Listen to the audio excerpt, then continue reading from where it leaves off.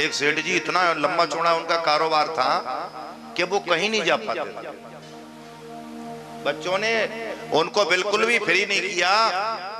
जितना कारोबार बढ़ता चला गया और वो उस व्यापार में फंसते चले गए।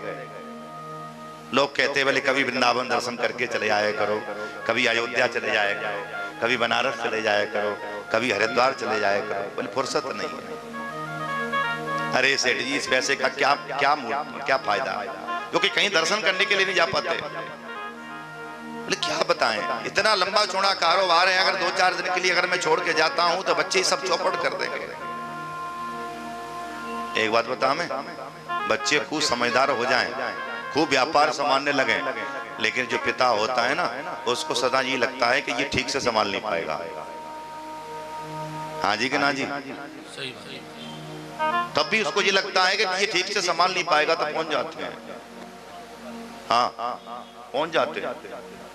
अरे बेटा और वो सब ठीक ठाक है। बच्चे जब कहते हैं बाबूजी आराम करो, हम ठीक ठाक, अरे बेटा तो को पता ना है ये व्यापार हमने कितनी मेहनत से इकट्ठा किया है, एकत्रित किया है, और जरा से भी अगर मैं 2-4 दिन में नहाना बंद कर दिया तो व्यापार चौपट हो जाए। ठीक है बाबूजी अब आपकी मर्जी है, बैठो बैठो। तब सेठ जी को जब लोगों ने जब ज्यादा तायने दिए, बोले सेठ जी कहीं जाते नहीं, कहीं जाते नहीं, तब सेठ जी ने एक नौकर रख लिया। कौन? नौकर। और उससे एक ही बात कही, भैया तुझे मैं 15,000 20,000 रुपए तनख्वाह इसी बात की दूंगा कि तू मेरे पीछे कुर्सी डाल करके बैठा रहना। हाँ पीछे, और हर 2 मिनट बाद 5 मिनट बाद मुझे तीर्थों का स्मरण कराते रहना। बाबूजी वृंदावन चल रहा है, ठीक है। अब काऊ के फेरी की नौकरी मिले कुर्सी डाल करके तो कौन नहीं करना चाहेगा, सब करना चाहेंगे। बोले कोई काम नहीं, बढ़िया एयर कंडीशनर में बैठे हुए हैं। बाबूजी को चाय आ रही है तो उसके लिए चाय आ रही है, बाबूजी को समोसा आ रहे हैं तो उसके लिए समोसा आ रहे हैं, वो छानना हो माल। बाबूजी को आइसक्रीम आ रही है तो उसके लिए आइसक्रीम आ रही है। लेकिन उसका काम क्या, हर 5 मिनट पर बाबूजी वृंदावन चल रहे हो, वृंदावन चलना है।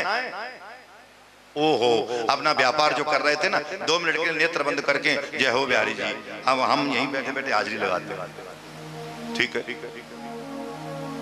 10 मिनट बाद फिर उसने कहा चलो राम जी की स्थापना हो गई है, अयोध्या में राम लला पधार गए हैं, चलो अयोध्या में राम जी के दर्शन करने चलते हैं।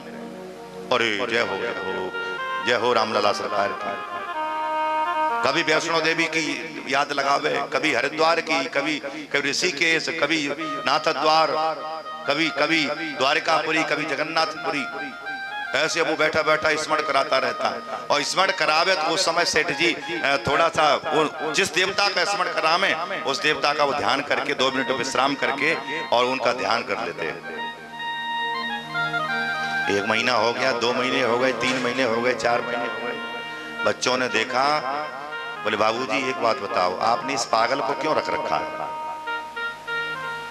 एक पैसा काम नहीं करता, सब वर्कर काम करता है, कोई कुछ काम कर रहा है, कोई चक पीछे कुर्सी डाले बैठो रहे और बढ़िया चक्कनी से फुलका फाड़े और बढ़िया चाय पीवे, नमकीन खावे, बिस्कुट खावे, और बैठे बैठे जो शाम को 5 बज जाए तो थैला उठा के चल देगा।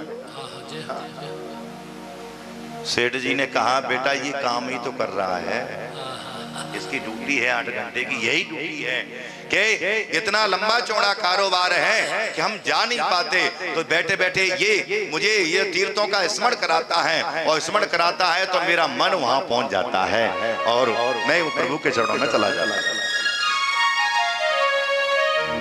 कहते तन मेरा कहीं भी रहे लेकिन मन वृंदावन में होना चाहिए, गोकुल में होना चाहिए, तीर्थों में होना चाहिए।